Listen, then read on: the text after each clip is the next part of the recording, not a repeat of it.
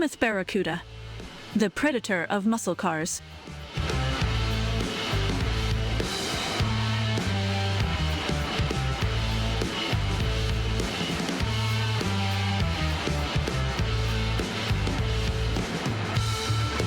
Imagine, if you will, it's the mid-1960s. The Beatles are crooning, Martin Luther King Jr. is dreaming, and Plymouth decides to unleash a beast onto the streets, the Barracuda. This isn't just a muscle car, it is the automotive equivalent of a great white shark prowling the open roads. Forget finesse. This car has the energy of a rock concert and the subtlety of a sledgehammer. The Barracuda roared onto the scene in 1964, and it immediately made its intentions clear, to carve out a place in the muscle car hierarchy with its teeth. Under the bonnet, you had options that made your eyes water, anything from a subdued slantsix to a throaty 426 Hemi V8. This beauty wasn't messing around.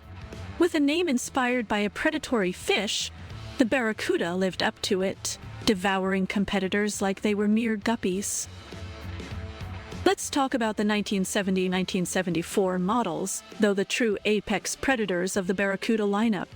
These cars were as aggressive in design as a starving lion. The sweeping lines, the gaping grille, and of course, the iconic Cuda badging. Every inch of this car screamed menace and performance. It looked like it was breaking the speed limit even when it was parked. Inside, the Barracuda was a carnival of sensory delights. You had bucket seats that hugged you tighter than your first teenage romance and dashboards bristling with gauges and dials, making you feel like a fighter pilot. The materials weren't exactly luxurious, more like rugged, durable, and ready for action. Practicality?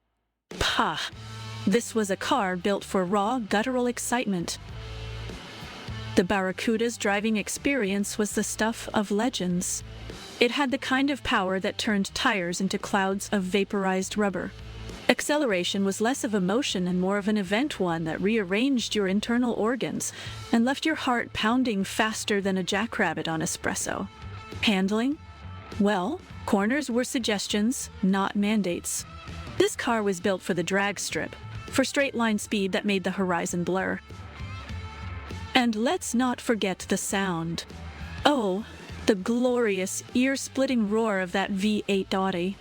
It wasn't just engine noise. It was a symphony of combustion, a rolling thunder that sent shivers down your spine and made pedestrians scatter like startled pigeons. But let's cut through the nostalgia for a moment. The Barracuda wasn't perfect. The fuel economy was laughable, a sort of grim joke that the car played on your wallet. Reliability? It had the mechanical dependability of a moody teenager, brilliant one moment, sulking the next. But did any of that matter? Not one bit. Because the Barracuda offered something intangible. An experience, a visceral, heart-thumping celebration of raw power and rebellious spirit. Today, the Barracuda is remembered not just as a car, but as an icon.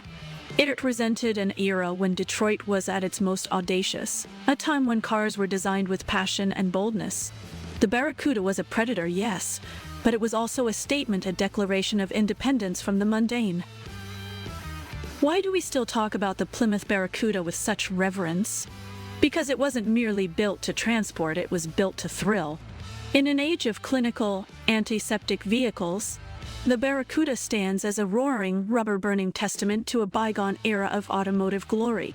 It reminds us that, once upon a time, driving wasn't just about getting somewhere, it was about the sheer, unadulterated joy of the journey. If the roar of V8s and tales of road legends make your heart race, hit that like button. Subscribe to Toycons, and let's relive the glory days of muscle cars like the Barracuda. Buckle up, hit subscribe, and let's burn rubber through automotive history together.